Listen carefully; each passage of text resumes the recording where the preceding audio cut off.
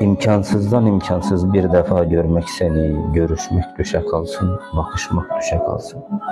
Bir nazarın haddi mi surete vermek seni, buldum ya sevda yeter, buluşmak düşe kalsın.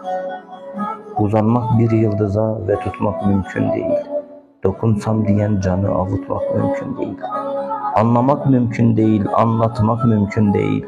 Harflerin mahrecinde konuşmak düşe kalsın. Huzur yahut endişe düşe kalsın hep düşe. Düş mü kaldı uykular hasrete düşe düşe. Güneşi saçlarından tutuşturan ateşe tutuştuk ya, el ele tutuşmak düşe kalsın. Kitaplarda geçmeyen eski zamanlar gibi, kaybolmuş anahtarı küflü zindanlar gibi, gitmeyen ve gelmeyen küsmüş insanlar gibi, say ki küstük bir ömür boyu, barışmak düşe kalsın.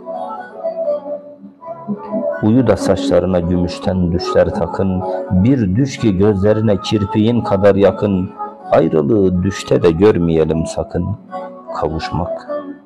kavuşmak düşe kalsın.